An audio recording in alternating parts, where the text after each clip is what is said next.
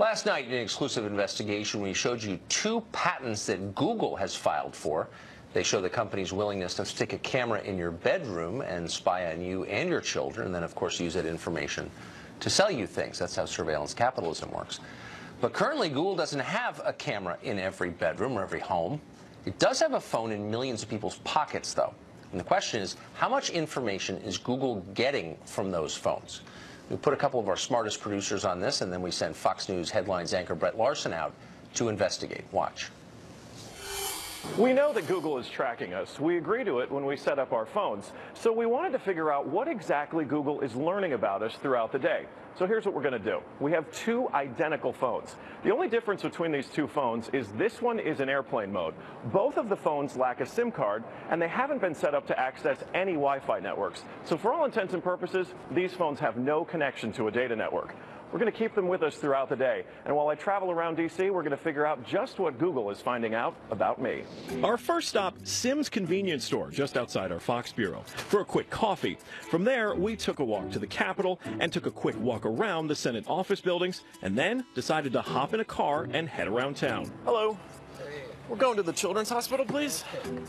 To run our test, we had to do more than walk the block, so we took a tour around our nation's capital. First, due north to the Children's National Medical Center Hospital, then west to St. Albans School and the National Cathedral. Our tour around town was a 14-mile journey that lasted more than an hour. The entire time, the phones had no access to the internet. Oh my goodness. Not a Wi-Fi connection and not any cellular data service. It almost seemed quaint to assume that Google wouldn't even be able to collect data on me. Let's head back to the bureau, my friend. Oh, that church is beautiful. Google's business model is simple. Collect data on its users and then use that data to sell targeted ads. It's a business model called surveillance capitalism.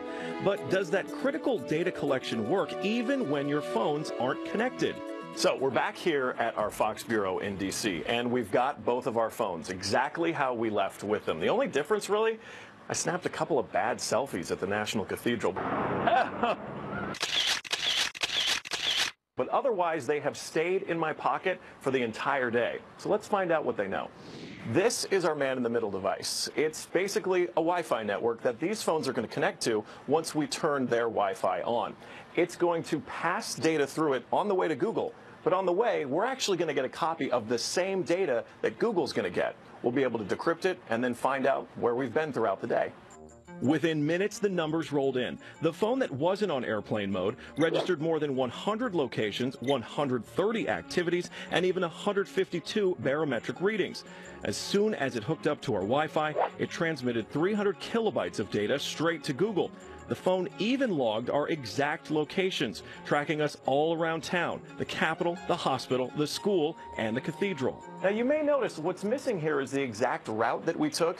But it got that data, too. It knows when I got out of the car. The metadata has a time log down to the very second, tracking everything when they think that you're walking, riding, and yes, even getting out of the car. Okay, so you're thinking, this isn't a big deal. I'll just put my phone in airplane mode. Yeah, we thought of that, too. This is the other phone that we had with us that no SIM card also remained in airplane mode the entire time.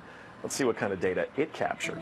The phone with airplane mode activated actually logged more locations and activities than the other phone, and it also transferred hundreds of kilobytes of data to Google as soon as it was activated. The only thing that's missing from this map is our stop at the Children's Hospital, but it still knows we were there. There it is. Exiting vehicle, 100% accuracy.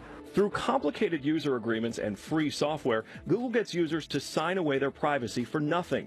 They're even following you in the places that most people would expect total privacy: government buildings, a children's hospital, a private school, a church. Every move you make, every step you take, Google is watching you. Now, in a statement to Fox News, Google told us that users who want to opt out of tracking should turn off location history.